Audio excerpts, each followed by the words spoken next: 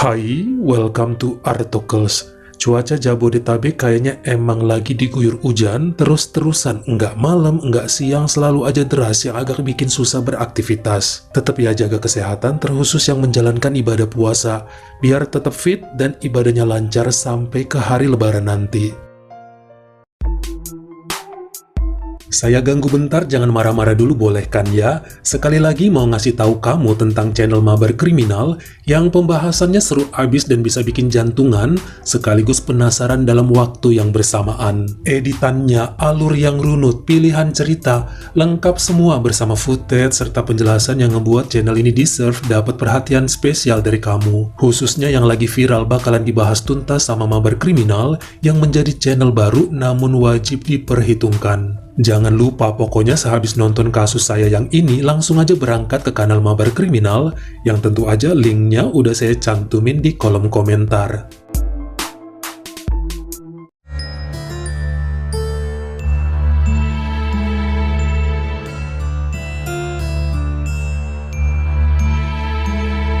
Pria kelahiran tahun 93 ini bernama Jetso Jitunang yang merupakan korban PHK saat pandemi 2020 yang awalnya bekerja jadi bartender namun barnya ditutup. Kemudian alih profesi menjadi driver ojek online bernama Grab, sama kayak di Indonesia. Sebenarnya sejak sebelum pandemi sih dia daftarin diri menjadi mitra ojek tersebut. Dulunya sebagai sampingan, tapi karena diberhentikan jadi bartender akhirnya sepenuhnya kerja ngojek di wilayah Bangkok, negara Thailand. Dia udah punya kekasih 4 tahun belakangan bernama Ponkawan Panit yang usia mereka itu sebaya dan kemarin sempat berniat nikah di pertengahan tahun 2020.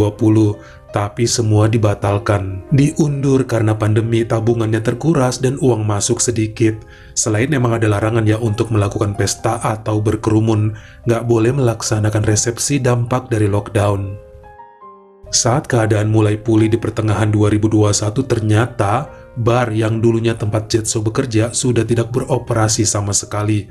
Pailit kelamaan tutup hingga pemuda tersebut terpaksa nganggur dulu dan berpegang hidup hanya dari ngojek online.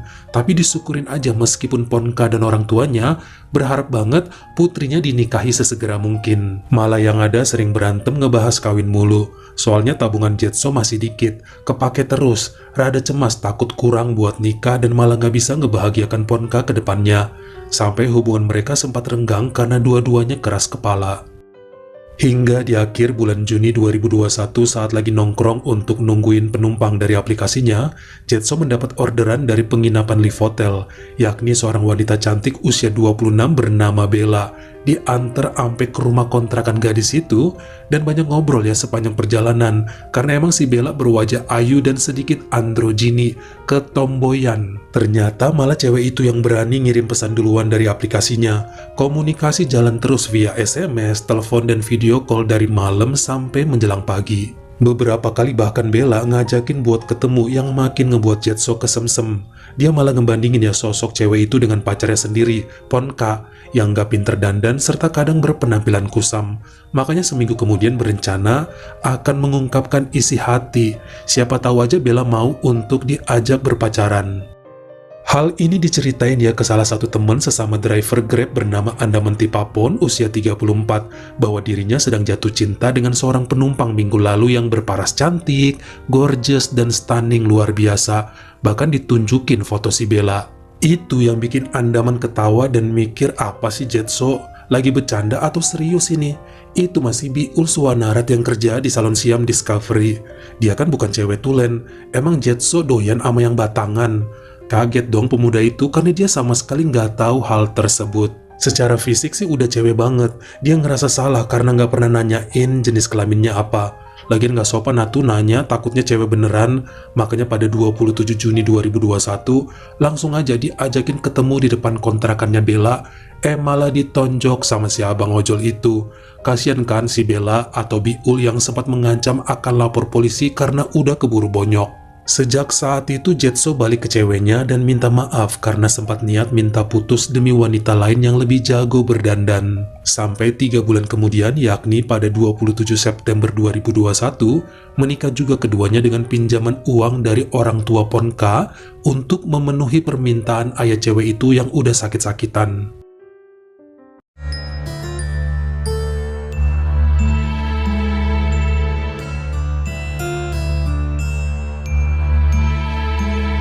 Kenyataannya beberapa bulan setelah menikah, Jetso curhat lagi pada sahabatnya, Andaman, mengenai rumah tangganya yang kebanyakan dicampuri oleh mertua. Tuntutannya bejibun dalam hal materi, apalagi kan Jetso dianggap punya hutang atas semua biaya pernikahan kemarin. Belum lagi tuntutan bahwa mereka nggak boleh pindah dari rumah mertua sebelum memiliki rumah sendiri. Nggak ikhlas katanya jika si Ponka harus tinggal di kontrakan. Terakhir banyak nuntut supaya Jetso mendapat pekerjaan yang lebih jelas dengan penghasilan yang tinggi dan tetap.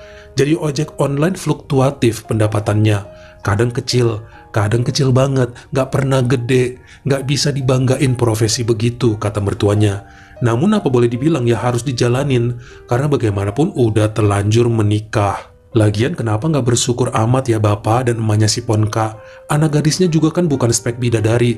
Kalau dari dulu nggak suka kenapa malah dipaksa kawin bahkan ditalangin dana resepsinya. Sekarang ngejar utangnya udah kayak rentenir. Mikir.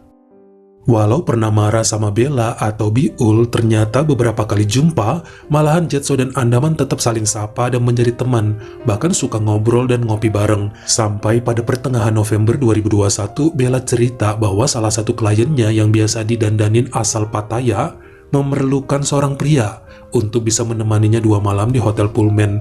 Dia nanyain, apakah ada kenalan dari Jetso atau Andaman yang mau dibayar untuk nemenin ibu pengusaha tersebut. Kalau nggak ada ya bakalan nyari di aplikasi aja cowok penghibur yang diinginkan oleh kliennya itu. Langsung ditanggapin sama Jetso, kenapa nggak dirinya aja? Dia siap kok kalau emang ada bayarannya kan lumayan buat nutupin utang lah dikit ke mertua. Beberapa lama diskusi, akhirnya Bella setuju namun si Jetso harus mandi dulu. Ganti baju yang lebih rapi dan nggak boleh pakai jaket ngojeknya kalau mau ketemuan nanti. Pada 26 November 2021, akhirnya Jetso diantar ke Pullman dan bertemu dengan Ibu Kitima Penapa berumur 51 tahun yang sangat cantik dan terlihat awet muda di usianya yang menginjak kepala 5. Suaminya dulu merupakan pebisnis usaha lotion pemutih dan juga gaun wanita yang berada di Pattaya dan Ratchasima.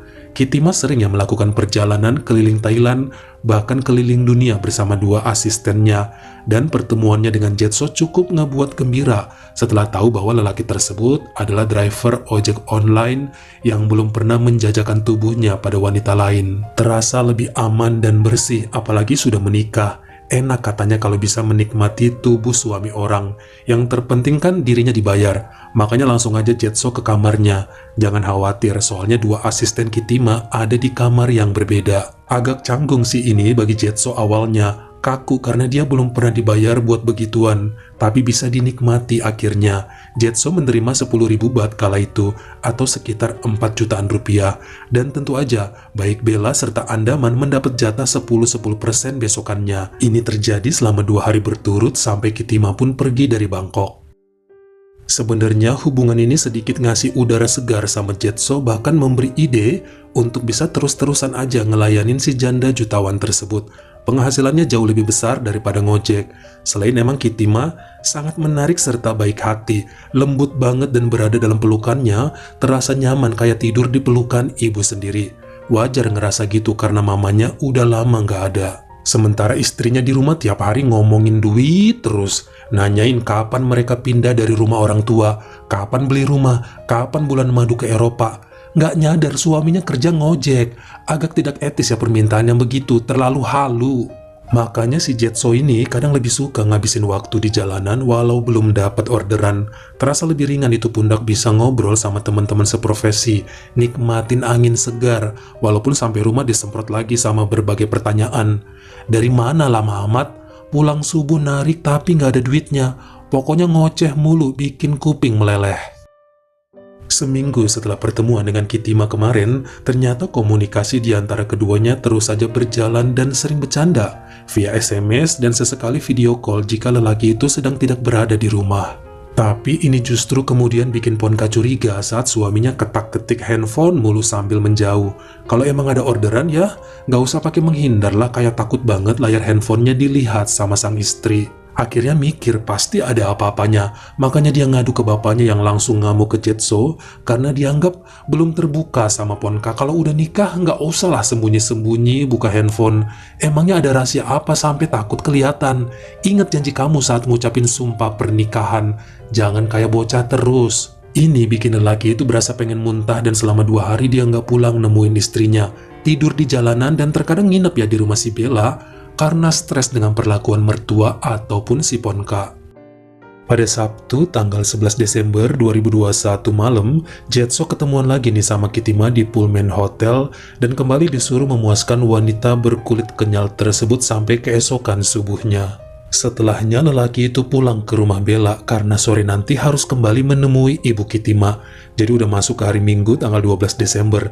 Ternyata pas sorenya, perempuan itu ngajak buat makan di Mezza Luna dan sempat katanya keliling bentar naik taksi belanja beberapa souvenir untuk ponakannya di Pattaya. Disinilah ketahuan ya bahwa sang istri Ponka udah ngikutin mereka sejak sore naik motornya sendiri. Dia bisa tahu karena sempat nanya-nanya ke beberapa tukang ojek tempat Jetso biasa mangkal. Makanya ketahuan suaminya lagi nemenin tante-tante dari luar kota. Pantesan gak pulang beberapa hari dan ditelepon malah di-reject. Diikutin sampai kedua orang itu masuk ke bar bernama Havana Social sambil pegangan tangan. Dengan nekat, Ponka juga masuk ke sana sekitar jam 8 malam dan sempat memesan sebotol bir sambil ngeliatin suaminya yang mesra banget sama Kitina dari jarak jauh. Ngobrolnya pun sembari usap-usapan wajah. Udah kepalang panas hatinya dan segera mendekat ke meja sudut untuk melabrak Jetso dan si wanita berkelas itu. Diteriakin sampai keduanya kaget serta kebingungan. Bahkan dengan botol bir yang masih dipegangnya langsung aja dipukulkan ke kepala Kitina sembari diludahin. Ternyata pecahan botolnya masih ada di genggaman yang langsung ditusukkan ke leher Kitima hingga si Jetso dan beberapa pelanggan lain pada teriak histeris dengan kejadian yang terasa cepet banget. Ponka dipukul sama suaminya supaya mundur, karena kalau dibiarin takutnya diserang lagi lebih fatal. Beberapa staf dari bar memegangi tubuh Ponka saat Jetso dan orang-orang mulai mengangkat Kitima yang terluka, lalu dibawa ke rumah sakit Bungrungrat yang ada di sebelah Havana. Security menahan Ponka ya di bar itu sambil menelpon polisi yang datang 30 menit kemudian untuk menahan perempuan berusia 28 tahun tersebut. Sementara dalam beberapa jam kemudian, Kitima menjalani 2 kali operasi, dijahit lukanya dan berhasil diselamatkan dalam beberapa hari kemudian.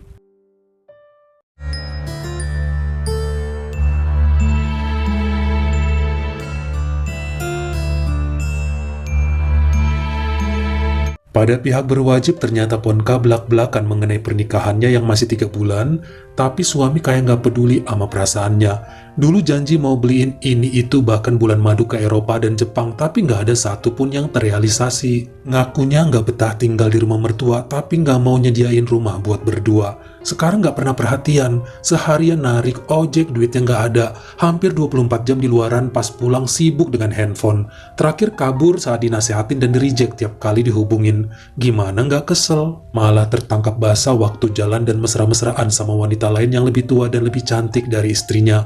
Makanya dihajar aja itu pelakor biar sadar laki orang yang dia nikmati selama ini. Sementara di pihak lain akhirnya Jetso juga terbuka mengenai rumah tangganya yang terasa begitu beban karena campur tangan kedua mertuanya. Udah tahu menantu hanya ngojek, tapi maksa banget harus beli rumah sesegera mungkin buat si Ponka. Boro-boro mau bulan madu ke luar negeri, buat isi bensin motor aja seringnya kurang. Belum lagi maksain nyicil harian utang buat dana nikah kemarin.